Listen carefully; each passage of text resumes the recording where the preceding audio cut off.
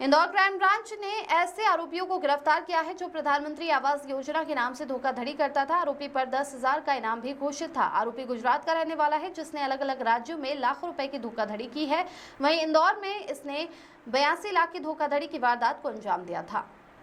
दरअसल 15 से अधिक फरियादियों ने क्राइम ब्रांच को शिकायत दर्ज कराई थी कि एक युवक जिसका नाम जतिन भाई मानिया है, उसके द्वारा इंदौर विकास प्राधिकरण के फ्लैट दिखाकर और उनमें प्रधानमंत्री आवास योजना के तहत फ्लैट दिलवाने का आश्वासन दिया था और फरियादी को जहां से मैं लेकर अलग अलग लोगों से लाखों रुपए ले लिए और समय रहते उन्हें फ्लैट भी नहीं दिलवाया, जिसके आधार पर क्राइम ब्रांच ने इसकी शिकायत दर्ज की थी और मामले की क्राइम ब्रांच द्वारा जांच की गई, जिसमें आरोपी की पहचान जतिन भाई के रूप में हुई जो कि गुजरात का रहने वाला है। आरोपी लंबे समय से फरार चल रहा था जिसे क्राइम ब्रांच ने गिरफ्तार कर लिया। क्राइम ब्रांच द्वारा आरोपी पर 10,000 रुपए का इनाम भी घोषित कर रखा था।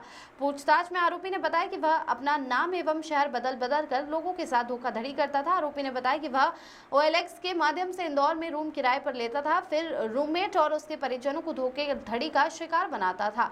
वहीं धोखाधड़ी का शिकार बनाने वालों को बतलाता था कि उसकी बिजनेस एम्पायर के नाम से कंपनी है, उसकी द बिजनेस एम्पायर नाम से कंपनी है और वह सस्ते दामों में प्रधानमंत्री आवास योजना के तहत फ्लैट दिलाने का आश्वासन देता था।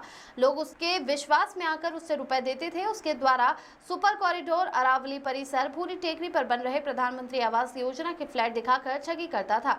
वहीं इसके पूर्व अहमदाबाद में RTO अधिकारी बनकर लोगों के साथ 10 लाख रुपए की भी धोखाधड़ी इसके द्वारा की गई थी। वहीं नौकरी दिलाने के नाम पर 20 लाख रुपए की भी धोखाधड़ी करना स्वीकार किया है। आरोपी द्वारा अहमदाबाद, मुंबई, गुजरात जैसे अन्य राज्यों में धोखाधड़ी की वारदात करना स्वीकार किया है।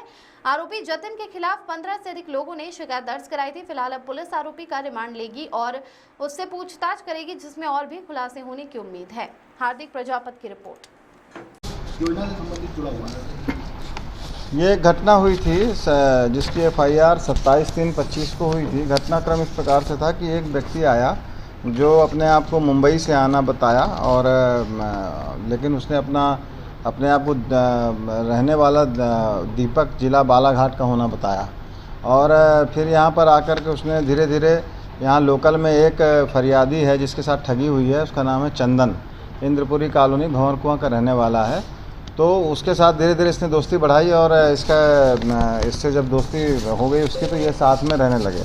साथ में रहने के बाद ये इन्होंने फिर एक सतपुड़ा ये इसने लड़के ने अपने जो रूम पार्टनर है उससे चर्चा की और उनको बताया कि हम प्रधानमंत्री रोजगार योजना के तहत मैं आपको फ्लैट दिलवा सकता हूं और उसके लिए इसने इस लड़के को सतपुड़ा परिसर, सुपर कॉरिडोर और अरावली परिसर, भूरी टेकरी, यहाँ पे प्रधानमंत्री आवास योजना के कुछ फ्लैट इसने दिखाए और जब फ्लैट दिखाया तो इसके बाद में इसने वो उसकी बातों में आ गया और इसको जो है इसने लगभग टोटल 20 लाख रुपए इसने दे दिए।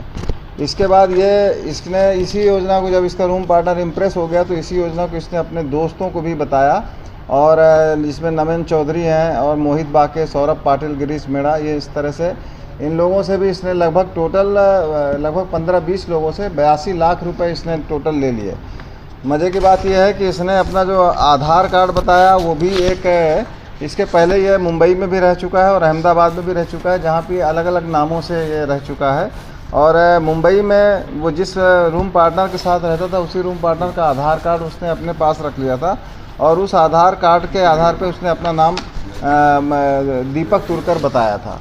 और इसके अलावा पहले वो अहमदाबाद में जब रहता था तब उसने अपना नाम शैलेश उर्फ नीरज पटेल बताया था और इसके और पहले जब वो एक जगह और था तो AK पटेल उर्फ संदीप पटेल। इस तरह से उसने करीब 5 नाम अपने बदले हैं और इसके लिए उसने नाम कंफर्म करने के लिए अपना इन लोगों के वो आधार कार्ड अपने पास रख लेता था और यहाँ पर जब आया तो उसने अपने आप को बालाघाट का रहना बताया।